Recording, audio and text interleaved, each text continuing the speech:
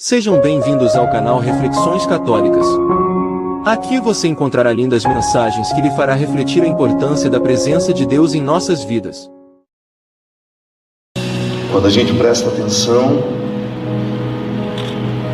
quando a gente é capaz de olhar o detalhe, é um só. Você não tem o direito de hoje pedir dois, é um só. Sabe aquele funil que nos retira da instância do querer e nos faz entrar naturalmente na instância da necessidade? Sim, porque boa parte das nossas orações nós fazemos pedindo a Deus o que a gente quer. E aí está o grande erro. Deus é um Pai que quer nos tratar com maturidade. E a maturidade só existe quando nós identificamos o que nós necessitamos e não o que queremos. Porque às vezes o que você quer não é o que você necessita. Preste atenção.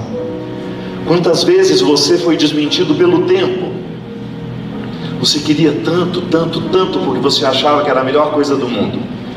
De repente você recebeu um não, foi difícil de engolir, administrou, e um tempo depois você olhou e pensou: meu Deus, que livramento foi aquilo na minha vida. Livramento.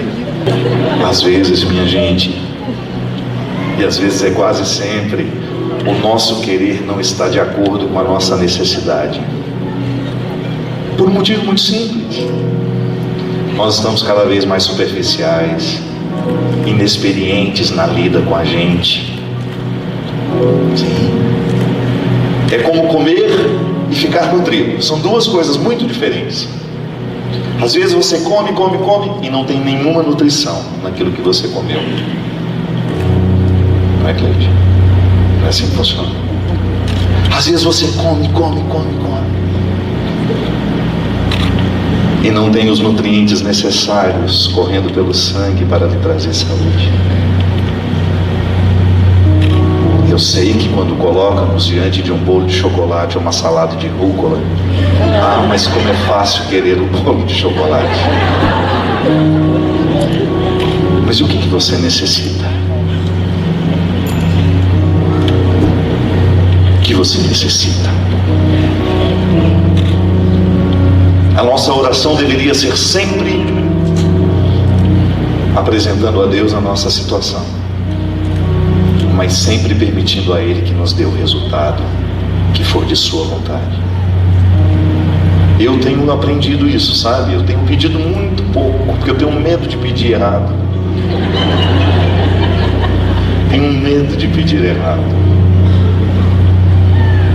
Eu tenho medo de ser Deus dele, de ficar nessa pretensão. Às vezes eu vejo algumas velhinhas rezando e fico pensando na oração deles, nomes dele.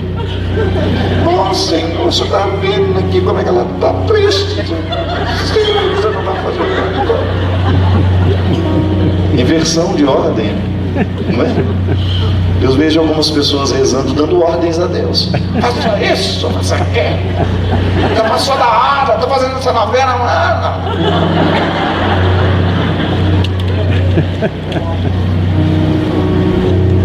Calma. Às vezes o seu não, esse não que está doendo hoje, é proteção de Deus na sua vida. Calma. Deus não tem pressa, porque ninguém é feito às pressas. Nenhum sonho é edificado na correria. Deixa de ser criança. Criança é que quer o aqui e agora. Não, o adulto, o maduro, ele tem que ter uma capacidade de olhar para aquilo que de fato ele precisa. E quais são os sofrimentos que me levarão para chegar àquilo que eu necessito? Sim, porque o milagre de Deus na nossa vida passa por duas vias. A parte que Ele faz, mas a parte que me cabe. Eu pessoalmente nunca vi uma oração para emagrecer.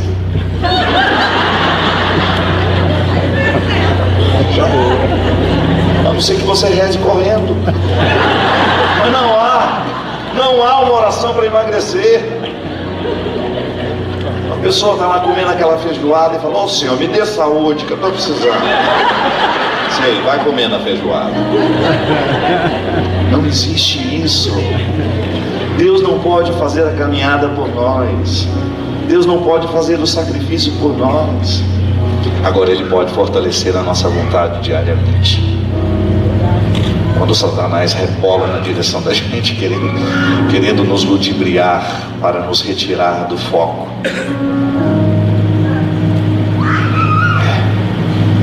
Isso sim Ele faz. Fortalece a nossa vontade para que a parte do milagre que nos cabe, a gente realize. Eu fico pensando, minha gente, que o único milagre que Zaqueu precisava naquele dia, que ele necessitava naquele dia, foi justamente o que Deus deu para ele, através de seu Filho Jesus. Deus, Jesus, ali, presente no meio daquela multidão. Aí de repente ele olha no meio daquela árvore e tem uma pessoa, ele já acha interessante, uma pessoa que fica na árvore. Isso é fantástico, como Jesus se interessa pelos diferentes, pelos envergonhados, pelos estranhos. É igual o Padre Gilson, lá de Belo Horizonte. Sabia quem era o Padre Gilson, sempre sabia da caridade que ele fazia, mas não tinha nenhum encantamento por ele. Aí um dia viajamos juntos para a Terra Santa, ele foi me ajudar. E aí conversa vai, conversa vem, sem nenhum encantamento pelo Padre Gilson. Aí de repente a gente começa a falar de animal de estimação. Ele fala, se eu tenho um urubu.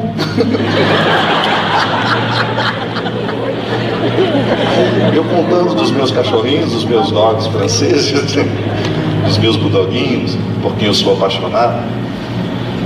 Aí quando eu parei, o quê? O que o senhor tem? Eu tenho um urubu.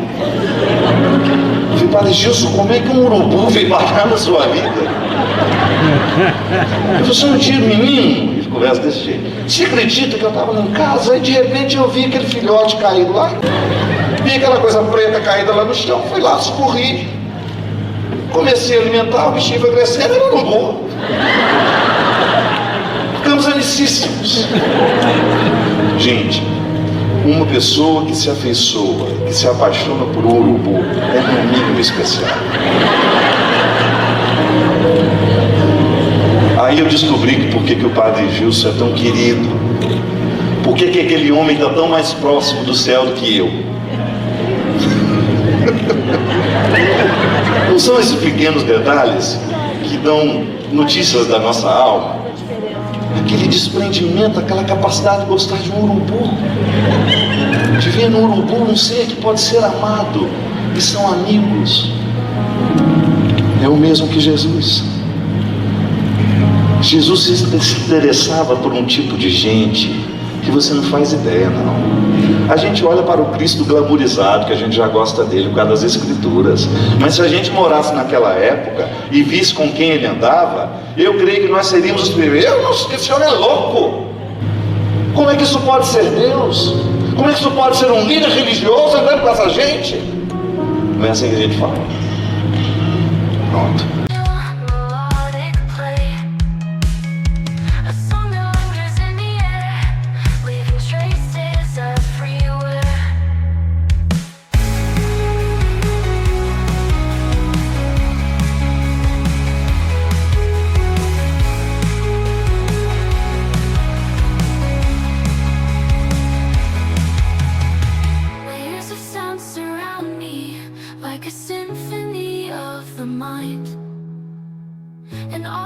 Masterpiece unfolding in a melody so kind.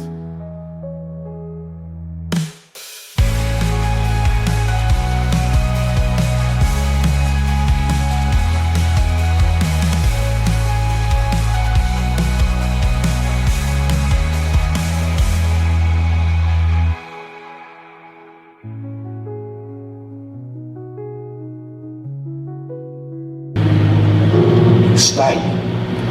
Saia desse Cristo glamourizado que você conhece e volte ao Cristo da Galileia, ao Jesus que andava de pé no chão e que tinha um interesse imenso por você.